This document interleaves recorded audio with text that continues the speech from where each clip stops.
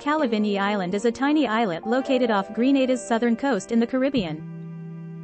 Grenada's Calivigny Island, which is 80 acres in size and contains a small pond, is situated off Petite Calivigny Point and is easily seen from both Le Fer Bleu and Lower Woburn, as well as from the island's southern coastline road. Hog Island is also 0.438 miles, 0.705 kilometers, east of it. One of the priciest resorts in the entire globe.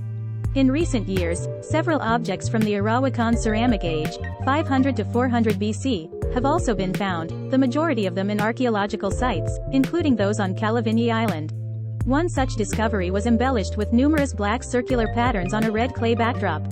Hurricanes and additional resort structures have subsequently destroyed the original site.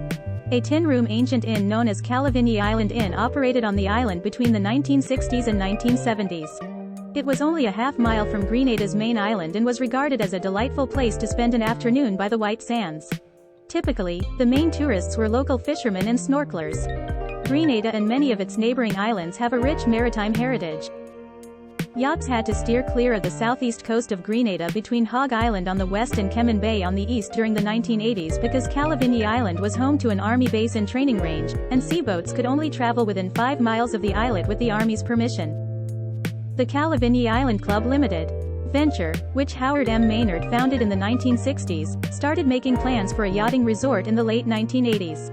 By that time, the island had turned into a privately owned resort, making it difficult for outside visitors to access its 6 beaches, even though beaches are still considered public property under Grenadian law. In 2000, the island transformed into a 50-bed, exclusive resort that could be rented out for $140,000 a night on an all-inclusive basis. Frenchman Georges Cohen is the owner.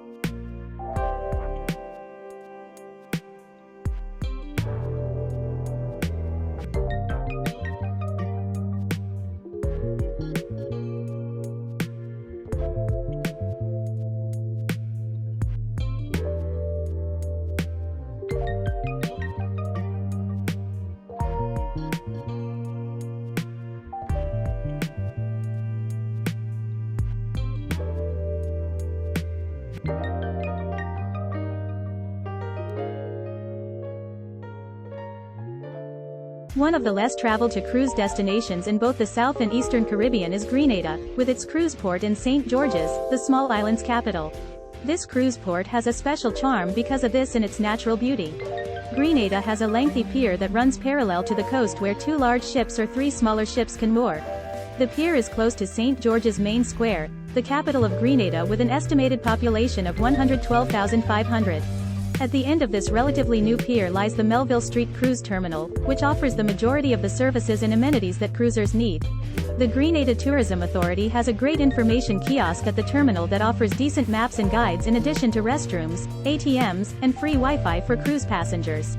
Another stand offering tickets for the water taxi, another selling tickets for the beautiful train excursion through St. George, and the official taxi dispatch kiosk with set fares can all be useful for people looking to explore Grenada alone.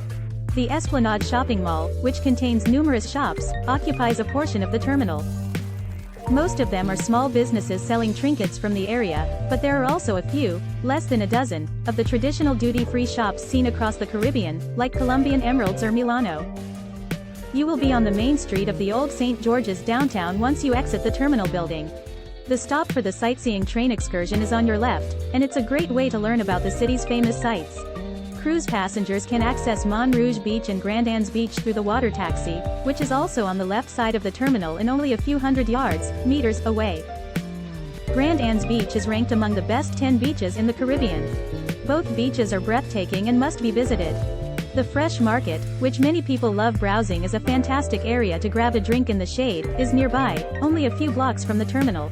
The main street will turn to the right, leading to the Fort George Steps and the Sendle Tunnel entrance on the left, which connects this side of St. George to the lovely natural harbor known as Carénage. Cruise ships may anchor on the harbor near St. George, though it is uncommon if there are more than 2 vessels in port. The Carénage will thereafter be offered to cruise passengers. As was already mentioned, the Sendle Tunnel links this section of the old town of St. George to the city center. Given that you will be sharing the road with cars and there is no sidewalk to protect pedestrians, many visitors find it intimidating to cross this tunnel. However, the local tip used is to walk with the incoming traffic.